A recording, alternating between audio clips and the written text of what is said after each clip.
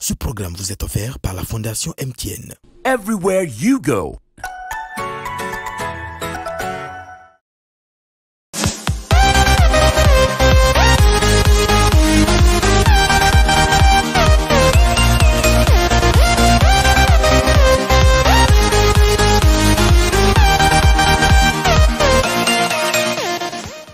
Le coronavirus peut se transmettre d'une personne à une autre. Lavez-vous les mains très régulièrement et correctement avec du savon et de l'eau. Utilisez un gel désinfectant. Toussez ou éternuez dans votre coude. Utilisez des mouchoirs à usage unique. Jetez-les ensuite à la poubelle. La vie ne tient qu'à un fil. Il vaut mieux prévenir que guérir. Ensemble, disons stop à la propagation du coronavirus. Chers élèves de la classe digitale, bienvenue à une nouvelle séance de la PCT classe 3e. Cette séance est consacrée uniquement pour la SA2. Et du début de la SA2, nous allons parler de comment calculer la concentration des solutions. Après, nous allons parler de l'action de BBT sur ces différentes solutions, ce qui va nous permettre d'identifier ces différentes solutions. Et en dernier ressort, nous allons parler d'action de l'acide chlorhydrique seul sur les différents métaux que nous avons étudiés en classe de 4e et que nous continuons d'étudier aussi en classe de 3e. Alors, cette séance est un peu différente des autres séances qui n'est pas conforme à l'épreuve d'un format à l'examen, mais c'est une séance de révision. C'est une séance qui nous permet de revoir les notions sur la SA2, surtout la SA2 et le début de la SA2. Alors, vous allez constater que ce que nous avons présenté n'est pas une épreuve, comme cela se doit, ça ne répond pas au format des épreuves à l'examen, mais ce sont des exercices, des séquences d'exercices, des expériences qui vont nous permettre de bien connaître et de bien approfondir les notions de la SA2. Alors, nous allons commencer par la première expérience. Nous avons 3 expériences. La première expérience, on nous a dit que Jean Jaurès verse 500 ml d'eau distillée sur 5,6 litres de chlorure d'hydrogène et on obtient une solution S1. Il verse la même quantité d'eau sur 400 mg d'oxyde de sodium et obtient la solution S2. C'est la première expérience. Pour la première expérience, il a pris le chlorure d'hydrogène, il a versé de l'eau sur ça. Il a obtenu une solution S1. La solution S2, il a pris d'hydroxyde de sodium, il a versé la même quantité d'eau, c'est-à-dire 500 ml d'eau. Et il a obtenu une solution qu'il a notée, solution S2. Nous prenons la deuxième expérience, il mélange, il prend la solution S1 et mélange avec la solution S2, c'est-à-dire il a versé la solution S1 sur la solution S2. Il a fait un mélange. Et au niveau de la troisième expérience, il prélève une quantité de la solution S1 qu'il verse sur les métaux usuels étudiés en classe de 4e et en classe de 3e, c'est-à-dire le fer, le zinc, l'aluminium et le cuivre. Alors, nous allons maintenant vers les tâches. On a dit, tu es invité à expliquer les expériences à Jean Jaurès, c'est-à-dire quels sont ses impacts, quels sont les phénomènes ou quelles sont les notions qu'on peut tirer de ces différentes expériences faites par Jean Jaurès. Alors, nous commençons. Nous prenons la première expérience avec les premières séries de questions. Nous avons la question numéro 1, petit 1. On dit d'écrire les équations d'obtention de ces deux différentes solutions. Alors, écrivons l'équation d'obtention des différentes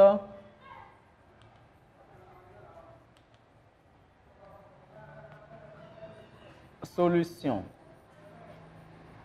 Alors, on va parler des différentes solutions S1 et S2.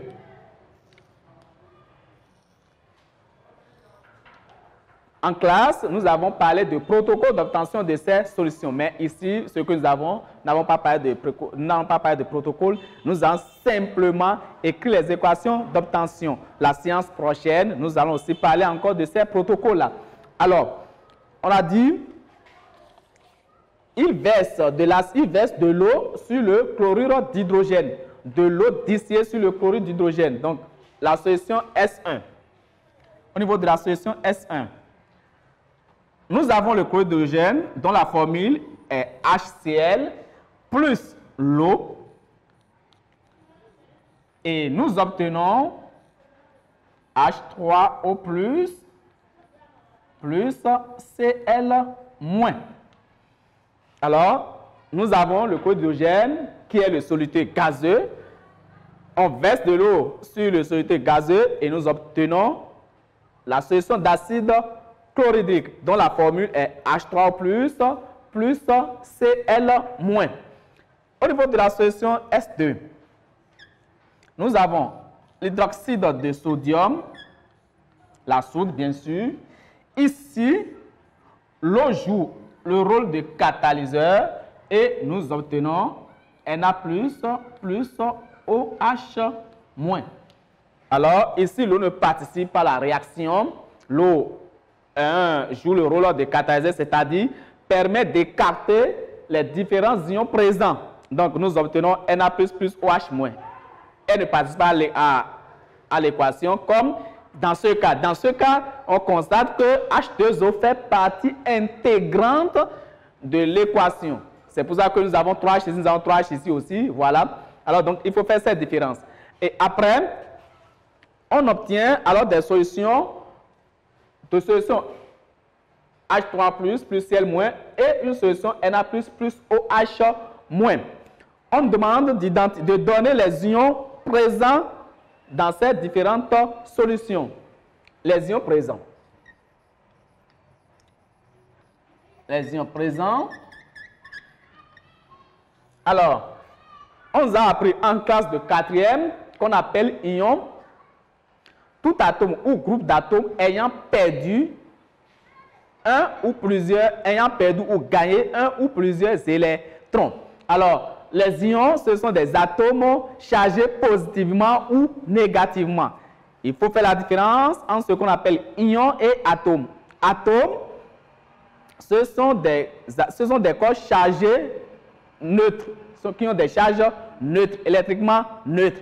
Par contre, les ions ont une charge. La charge peut être positive ou négative. Alors, quand nous prenons ces deux solutions, quand nous prenons la solution S1, nous avons au niveau de la solution S1 les ions H3+, que nous appelons ion hydronium. Ion hydronium. Et nous avons Cl- qu'on appelle ion chlorure. Au niveau de la solution S2, nous avons les ions Na+, et les ions OH-. Donc, les ions Na+, que nous appelons ion sodium,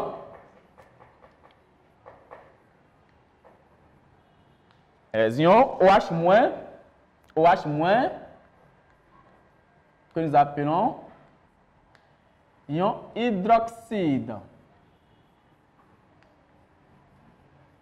Que nous appelons ion hydroxyde. On demande de dire si ces solutions conduisent le courant électrique. Par définition, toute solution ionique conduit le courant électrique, c'est-à-dire toute solution comportant ou qui contient des ions peut conduire le courant électrique. Ici, nous avons la solution S1 qui est composée uniquement des ions H3 plus et Cl-, et la solution S2 qui est composée des ions Na plus et OH-. Par conséquent, ces solutions conduisent le courant électrique parce que ce sont des solutions ioniques. Alors, pour répondre à cette question, nous avons dit les solutions S1 et S2 sont des solutions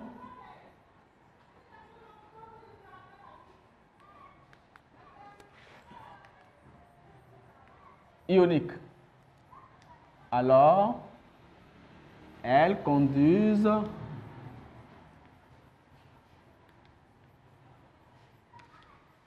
le courant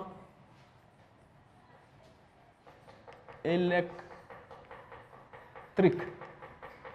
Donc, nous allons garder pour cette partie comment il faut écrire l'équation d'obtention des solutions à partir d'un soluté. D'accord? Ici, nous sommes en présence d'un soluté gazeux. Ici, nous sommes en présence d'un soluté solide. Vous allez garder que quand nous sommes en présence d'un soluté gazeux, l'eau participe à la réaction et nous obtenons une solution d'acide la plupart des cas. Mais dans le cas d'un soluté solide, l'eau joue le rôle de catalyseur, c'est-à-dire vient seulement pour éclater les différents ions.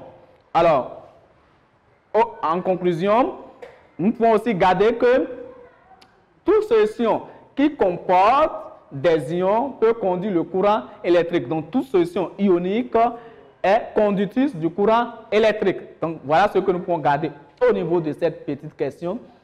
La suite, on nous demande au niveau de la question numéro 2 de calculer la concentration de ces deux solutions. Alors, 1, 2, calculons pour la concentration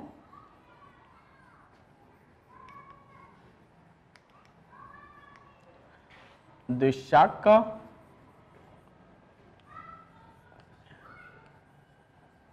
solution.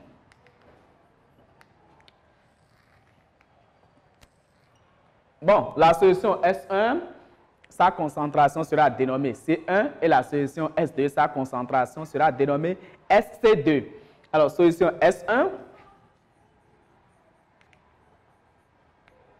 solution S1,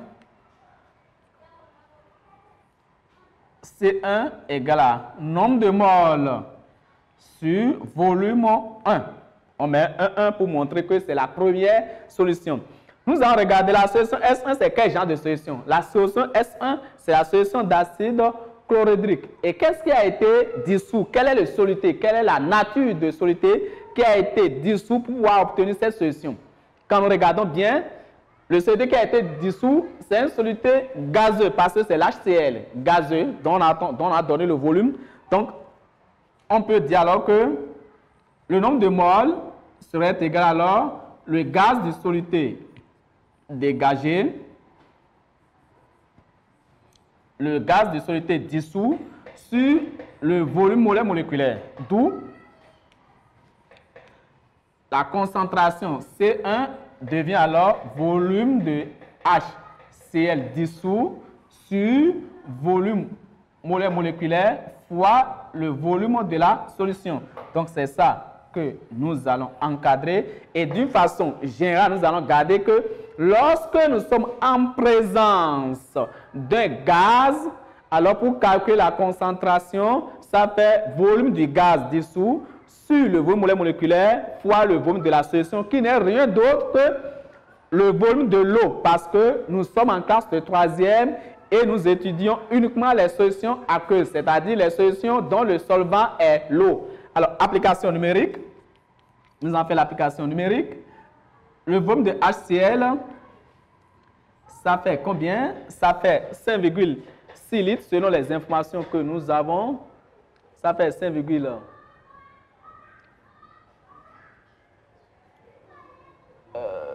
oui, ça fait 5,6 litres. Le volume molaire moléculaire, ça fait 22,4 litres par mol. Et le volume de la solution, ça fait 500 millilitres. Nous devons convertir ça en litres, ce qui nous donne 0,5 litres. Alors, nous pouvons faire l'application maintenant. Alors, C1 égale quoi?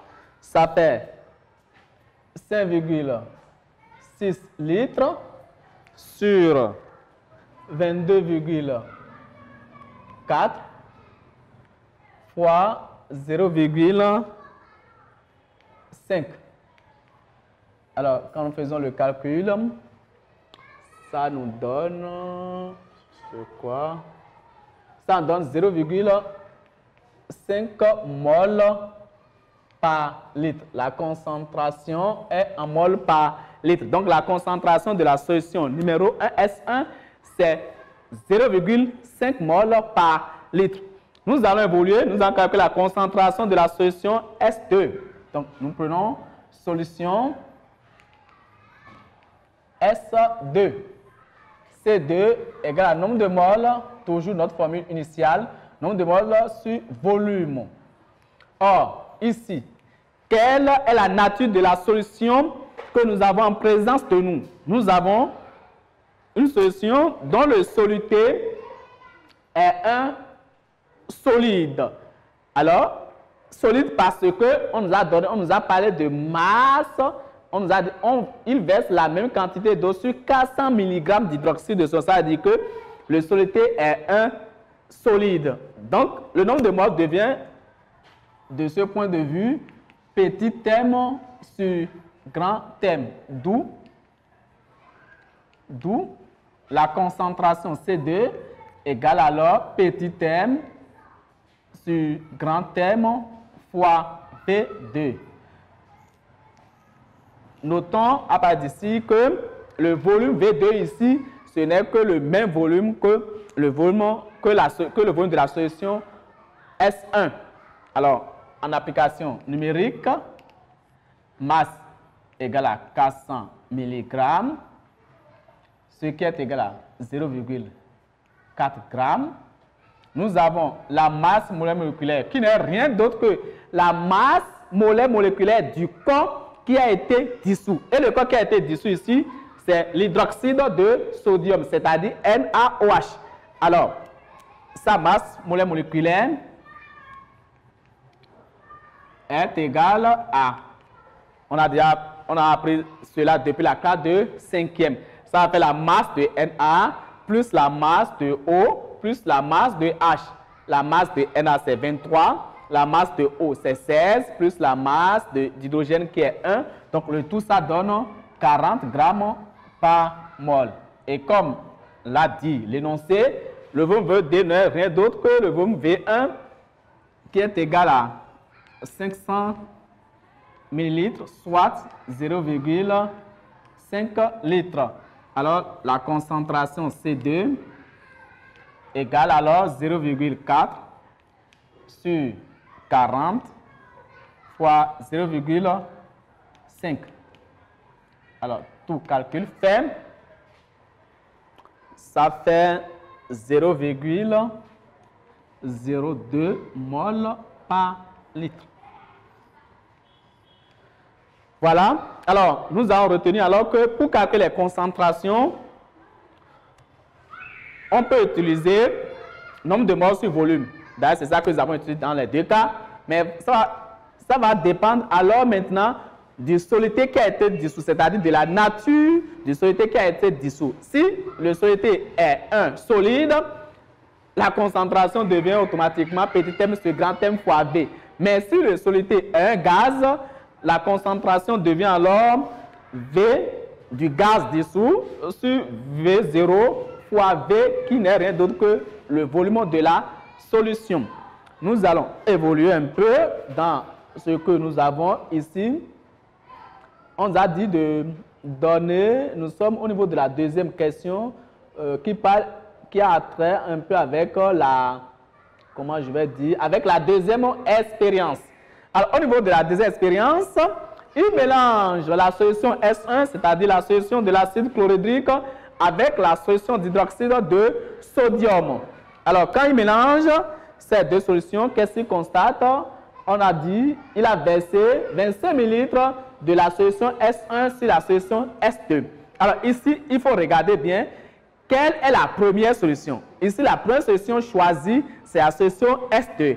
Et la deuxième solution choisie, c'est la solution S1. Donc, on a mélangé la solution, on a versé la solution S1 sur la solution S2. Si on nous avait demandé de faire le protocole, nous devons mettre alors la solution S2 dans le bécher et la solution S1 dans la burette. Parce que cette fois-ci, c'est la solution S1 qui dose la solution S2. C'est vrai, dans les deux cas, l'opération obtenue n'est rien d'autre que le dosage de l'acide par la base. Alors, on demande alors de donner la couleur avec le BET dans les cas suivants. Premier cas, nous avons couleur dans chaque cas. Dans chaque cas.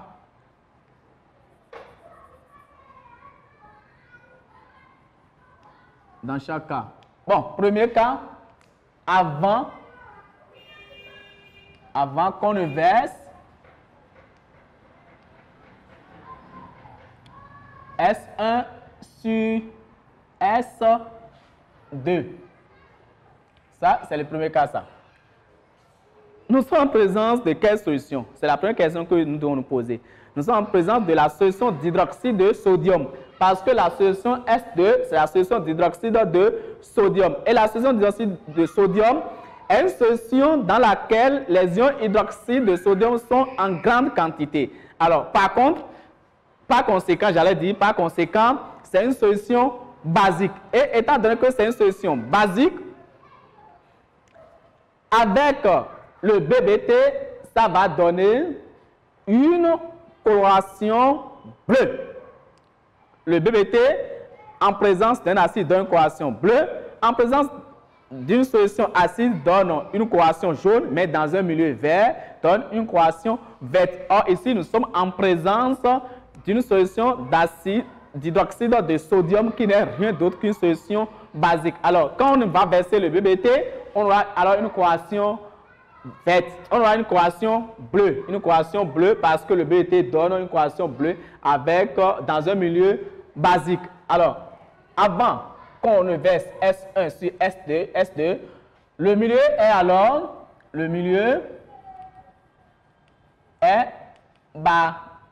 basique. Donc, la couleur prise avec le BBT est la couleur bleue. Bleu.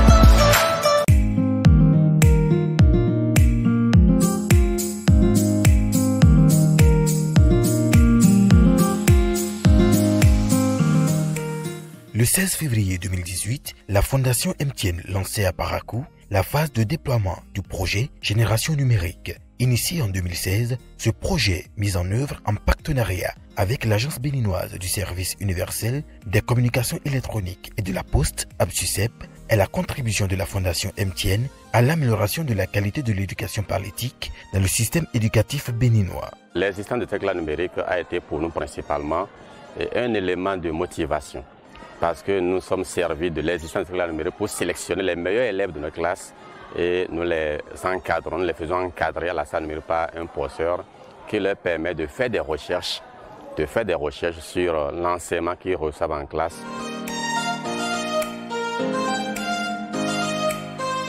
Everywhere you go. Alors, ça, c'est la première partie. La deuxième séance, on a dit, à l'instant où le mélange de couleurs change, ça veut dire qu'ils ont commencé par verser la solution S1 dans la solution S2 jusqu'au moment où la couleur change. Et en ce moment, ils se sont arrêtés.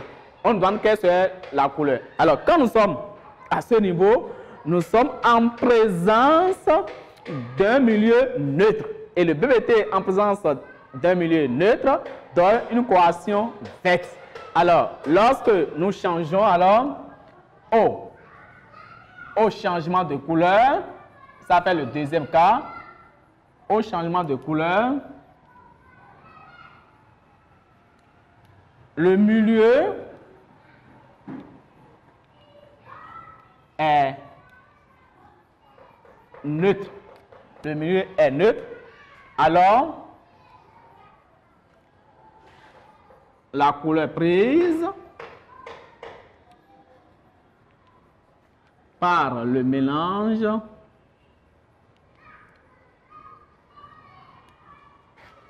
est verte.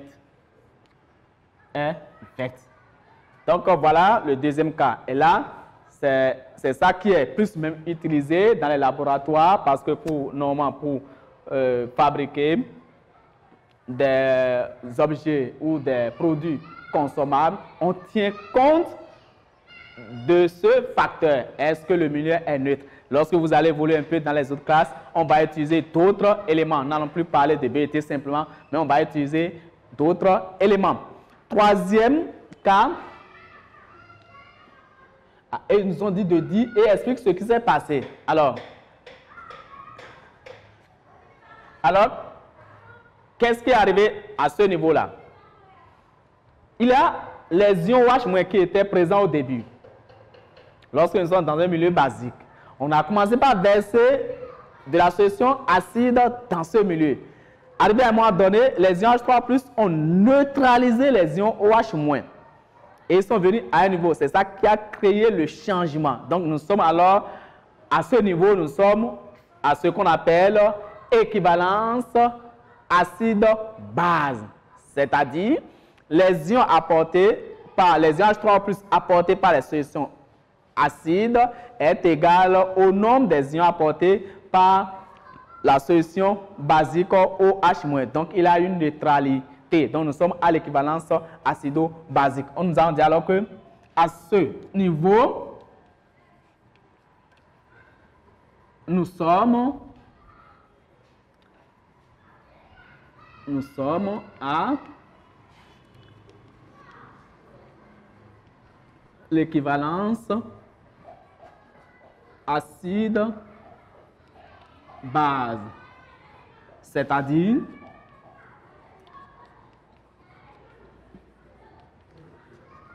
le nombre de moles des ions H3 ou plus apportés par la solution d'acide, apportés par la solution d'acide est égal au nombre, et je vais essayer un peu de l'autre côté,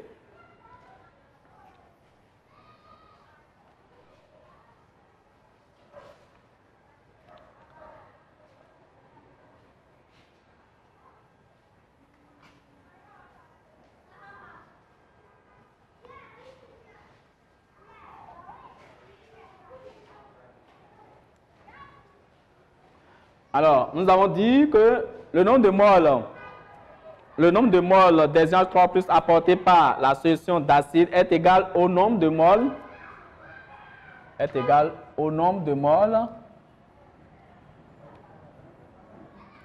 des ions OH- apportés par la solution basique.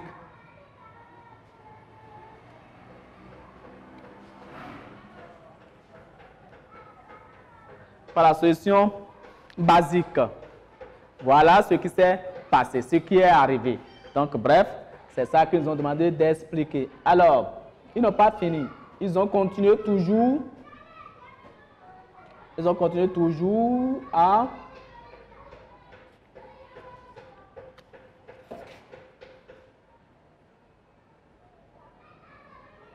alors, lorsqu'on continue de verser la solution S1 dans le mélange et donne la nature du mélange. Alors, lorsqu'on continue de verser la solution S1 dans le mélange, qu'est-ce qu'on observe?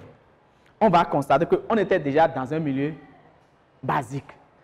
Arrivé à un moment donné, on est venu dans un milieu neutre. On continue alors, on rentre directement dans un milieu acide. Et le mélange devient alors un mélange acide. Conséquence, nous allons constater qu'il y aura encore un autre changement de couleur. On était ici, on était dans un milieu basique. On a commencé par verser la solution d'acide. On est venu dans un milieu neutre. On continue, alors on tombe directement dans un milieu acide. Alors, troisième cas, lorsqu'on continue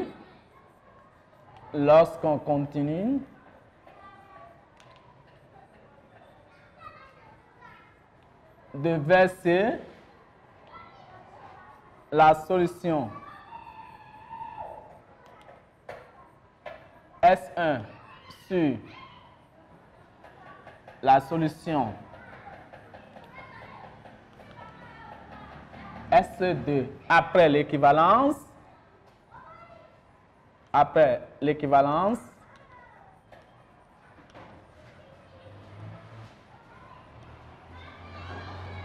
acide, base, le mélange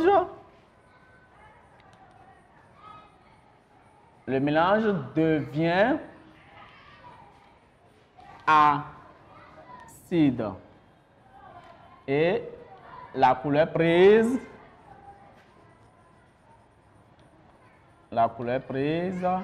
est jaune. Parce que le BBT dans un milieu acide donne une coloration jaune. Dans un milieu neutre, donne une coloration verte, mais dans un milieu basique, donne une coloration bleue. Alors, on continue au niveau de 2.2. On a dit écrire les équations globales et bilan de la réaction entre S1 et S2. On a déjà dit, quand nous avons versé S1 sur S2, qu'est-ce que nous sommes en train de faire? Nous sommes en train de faire un dosage entre l'acide et la base. Alors, pour expliquer, nous allons écrire directement les équations que nous obtenons dans ces cas. Alors, c'est la question 2.2. Écrivons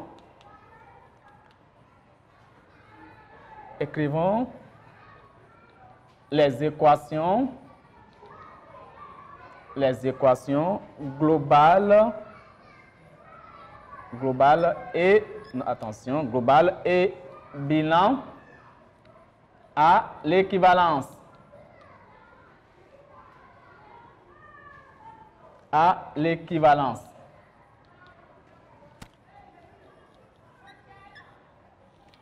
Alors,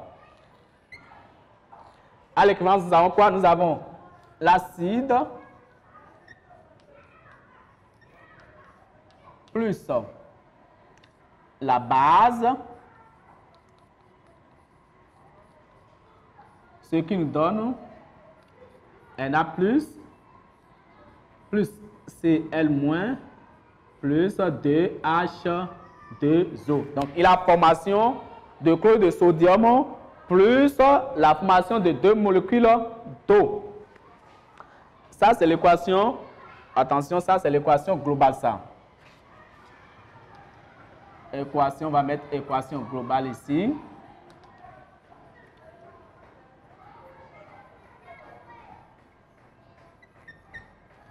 Mais on a aussi l'équation bilan. L'équation bilan ne va pas prendre en compte les ions spectateurs, c'est-à-dire les ions qui n'ont pas subi de transformation. Quand nous prenons ici, il y a des ions, nous les avons au début, après nous les avons à la fin. On les appelle des ions spectateurs. Donc, lors de l'équation bilan, nous n'allons pas parler de ces ions parce qu'il n'y a pas eu de transformation au niveau de ces ions. Donc, l'équation bilan va prendre en compte seulement les ions qui ont subi une transformation. Donc, on va parler seulement des ions hydronium et des ions hydroxyde dont la combinaison a donné la molécule d'eau. Donc, nous aurons H3 plus OH moins, ce qui entraîne 2 molécules d'eau. Donc, c'est l'équation bilan ça. On a dit et détermine la masse du sel obtenu. Calculons la masse ou déterminons la masse du sel obtenu.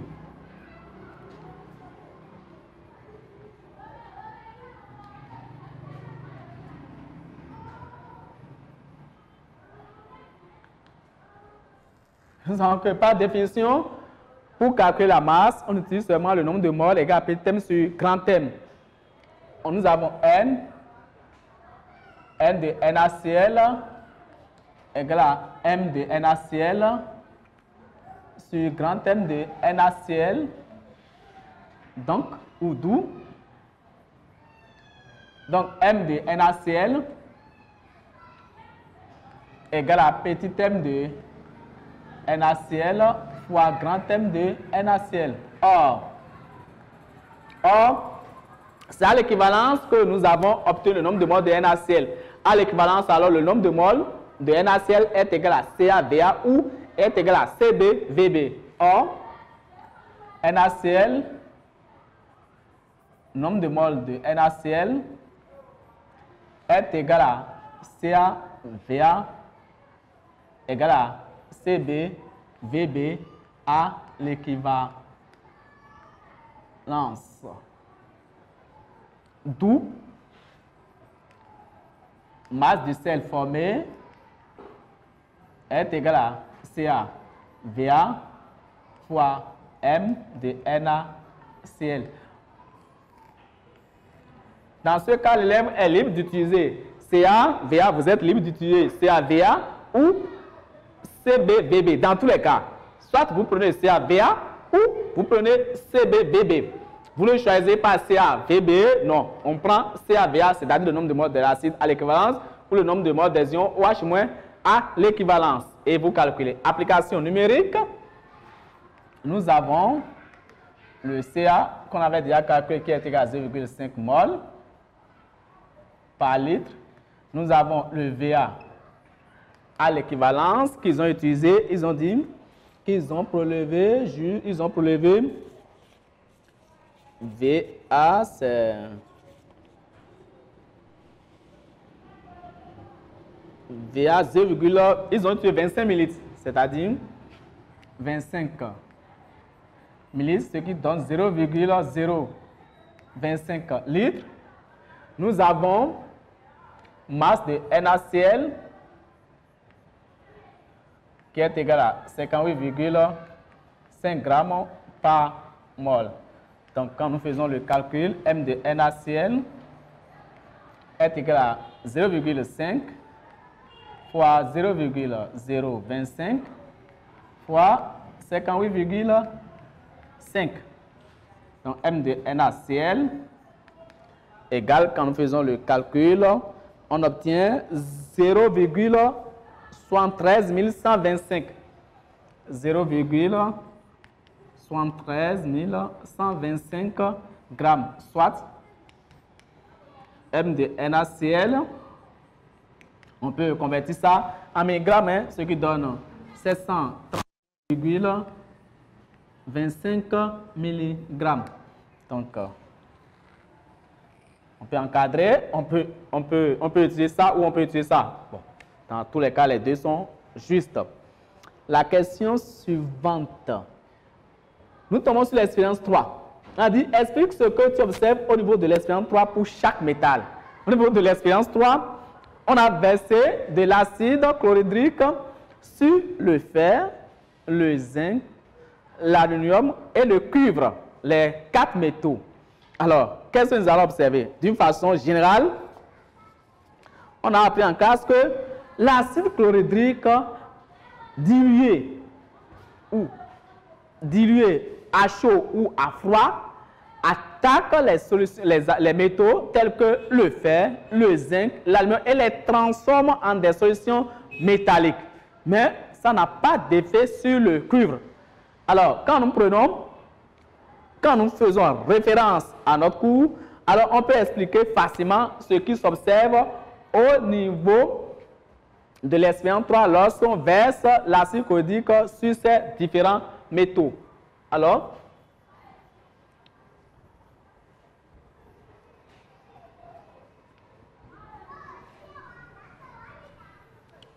je viens. Lorsqu'on verse, nous allons obtenir alors, on ira d'une façon générale et après nous allons spécifier cas par cas au niveau de la question numéro 2.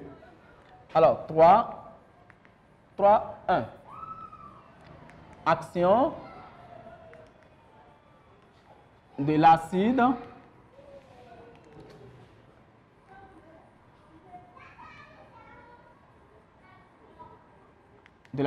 action de l'acide chlorhydrique sur les métaux.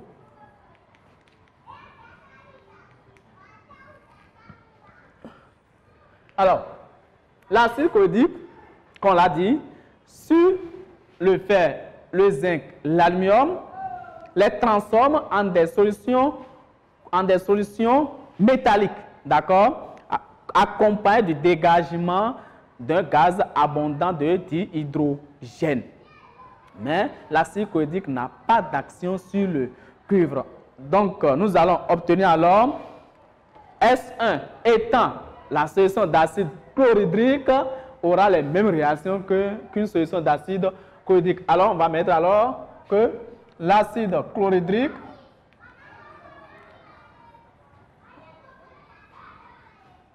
en parenthèse, c'est la solution S1 attaque les métaux tels que le fer, le zinc et l'aluminium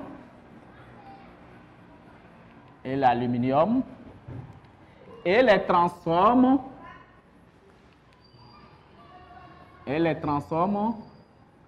en des solutions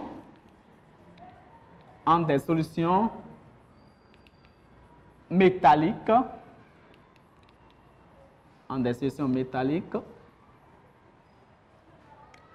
accompagnées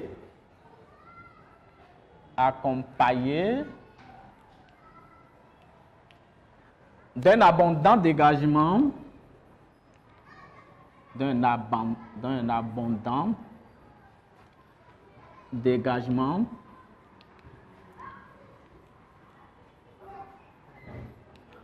de dihydrogène.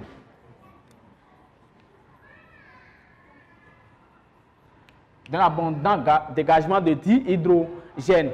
Mais par contre,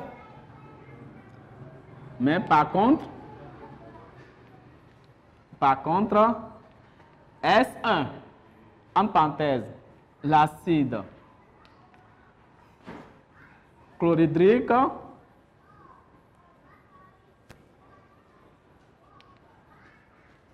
n'a pas d'action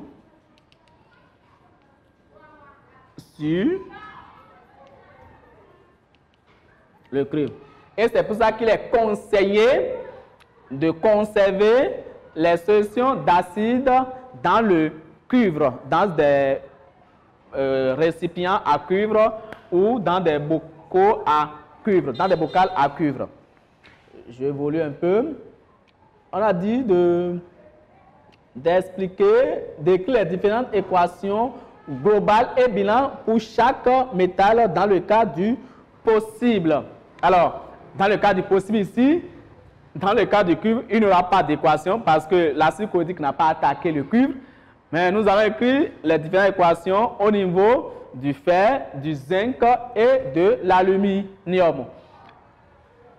Bon, 3.2, les différentes équations.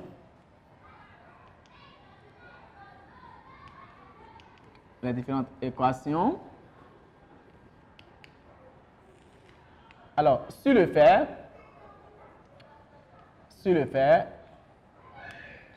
allons mettre équation globale d'abord. Et comme je le disais tout à l'heure, l'équation globale renferme tout ce qui s'est passé. L'équation globale met ça en exécution.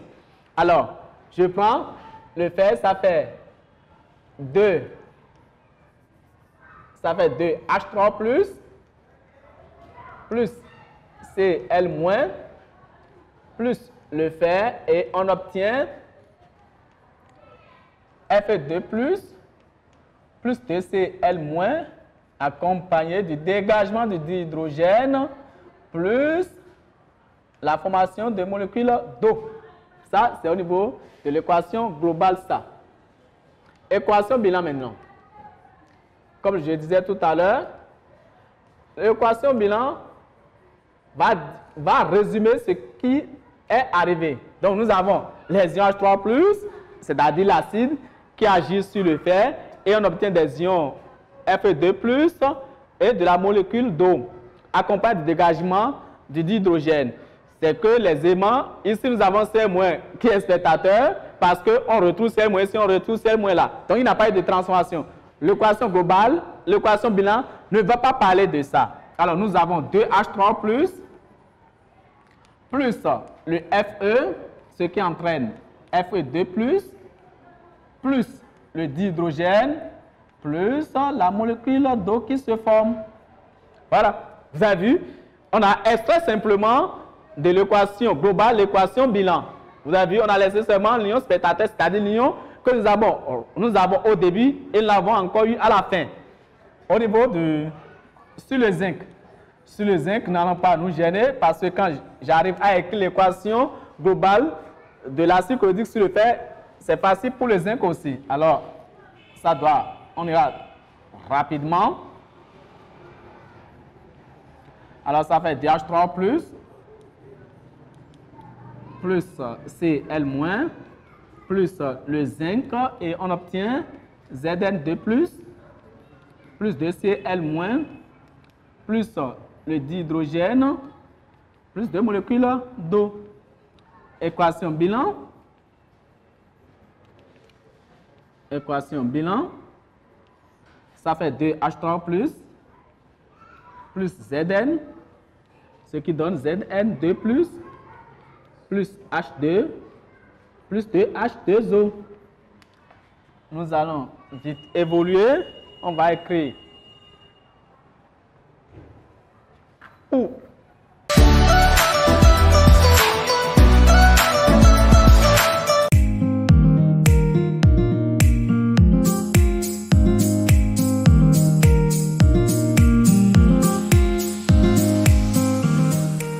Le 16 février 2018, la Fondation MTN lançait à Parakou la phase de déploiement du projet Génération numérique. D'un coût global de 470 millions de francs CFA, le projet a consisté au déploiement de 1000 ordinateurs avec contenu numérique et accès à Internet au profit de 54 écoles et établissements scolaires sélectionnés sur toute l'étendue du territoire national. 2 ans après la phase de déploiement, plus de 15 000 élèves ont été impactés. On allait en ville auprès des secrétaires, demander leur aide et on n'arrivait pas à avoir plusieurs informations dont on a besoin.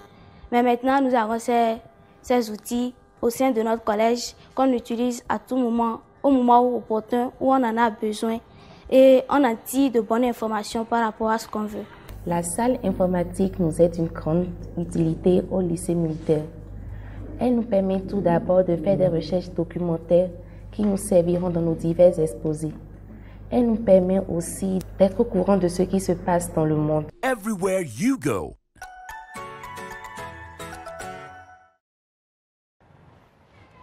L'action de l'acide chlorhydrique sur l'aluminium. Action de l'acide chlorhydrique sur l'aluminium. Alors, sur l'aluminium,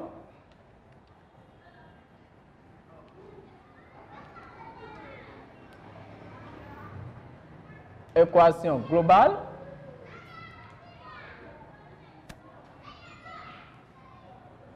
Équation globale, nous avons 6H3+, plus Cl-, plus 2 aluminium. On obtient 2Al3+, plus 3. Nous avons 2Al3+, plus 2.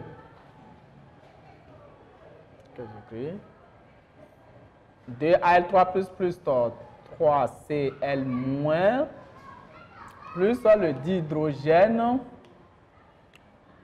plus 3 fois hydrogène, plus 6H2O. Alors, on regarde bien ici. 2Al3+, plus 3Cl-, plus 3H2, plus 6H2O. Équation bilan. équation bilan. Toujours, là où il y a des transformations, donc nous avons 6H3 plus que nous avons au début, plus 2AL. À la fin, nous avons 2AL3 plus 3H2, plus 6H2O. Alors, voilà ce que nous pouvons noter dans le cas du possible. Et la dernière question qui parle de... Alors, calcule le volume de dihydrogène obtenu dans le cas où 2,8 g de fer est dissous complètement dans la solution S2. Alors, c'est la dernière question. Nous allons répondre à ça et nous allons bien observer parce que ce sont des questions casse-tête, ce sont des questions qui créent des ennuis pour les élèves. Alors, il faut bien suivre, regarder la méthodologie parce que ça va plus vous aider, ça va beaucoup vous aider dans l'avenir. Alors, calcul du volume d'hydrogène, volume VH2 d'hydrogène. Alors, ici, j'ai réécrit l'équation de l'action de l'acide chlorhydrique sur le fer. J'ai réécrit l'équation. J'ai 2H3 plus Cl- plus le fer, ce qui me donne Fe2 plus 2Cl- plus H2 plus 2H2O. Alors, je vois directement que ici, le nombre de moles de l'acide, quand je vois, je prends d'après l'équation,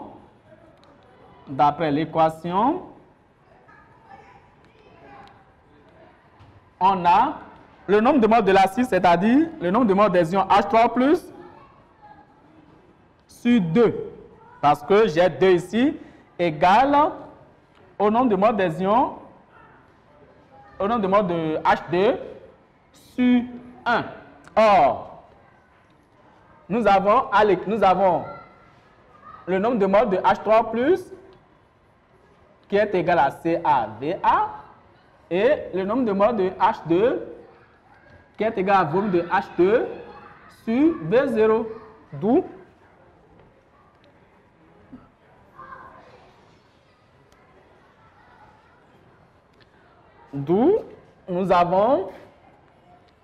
D'où on a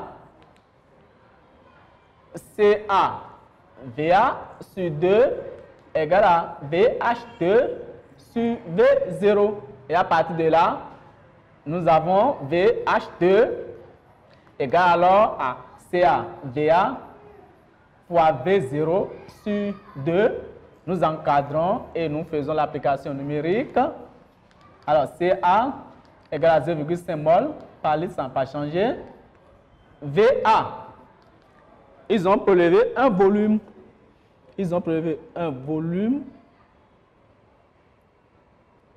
Attention.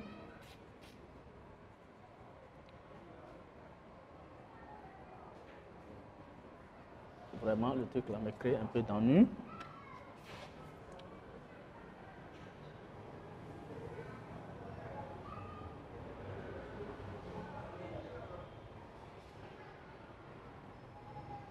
On va prendre 50 ml. Ça fait 50 ml. VA prélevé c'est 50 ml, ce qui est égal à 0,05 litres. Et V0 c'est 22,4 litres par mol. Alors, on peut aller directement que V de H2 égale 0,5 fois 0,05 fois 22,4 sur 2. Donc V de H2 égale, quand nous faisons le calcul, ça donne 0,28 litres. 0,28 litres. Alors, voici, mais ici, c'est parce que nous avons la possibilité d'utiliser directement le nombre de moles de l'acide pour calculer le truc là. Mais on peut aussi utiliser la masse du fer. D'ailleurs, c'est de ça qu'ils ont parlé. Ils ont parlé pour que la masse du fer le fer soit complètement dissous. Dans ce cas, on va être le nombre de moles de fer égale le nombre de moles d'hydrogène et on tire directement. Alors, dans ce cas, ce que je vais vous conseiller, vous regardez l'équation et vous voyez ce que vous devez utiliser, les éléments importants, c'est ça que vous devez utiliser. Dans tous les cas, nous allons revenir sur ça pour les séances prochaines, bien expliquer action des acides sur les métaux, action, identification des ions, et on a déjà parlé de l'électrolyse dans la séance passée, donc nous allons parler action des acides sur les métaux, le dosage et aussi l'identification qui font partie des exercices qui créent plus d'ennuis aux élèves, surtout en classe de 3e. Alors, pour la SA2, d'une façon générale, pour que l'enfant réussisse la SA2, il faut qu'il essaie d'apprendre ces équations correctement, déjà à partir du dosage, identification et détermination des solutions, maîtriser le protocole d'obtention des acides et des solutions, j'allais dire des solutions, la dilution, la dissolution, l'enfant doit maîtriser ça correctement. Les équations, il n'y a pas de chimie, il n'y a pas, comme on appelle, il n'y a pas de magie à faire à ce niveau. Il faut apprendre ces équations. Il faut les connaître par cœur. Elles ne sont pas nombreuses, à peine elles atteignent une vingtaine quand nous prenons toute la SA2. Donc il faut apprendre et je vous souhaite bonne chance pour la suite. Mais toutefois, n'oubliez pas, comme je l'ai dit, identification des ions, ça serait probablement notre prochaine séance. Ça serait notre prochaine séance, identification des ions. Je vous souhaite bonne chance et bon repos chez vous. Merci.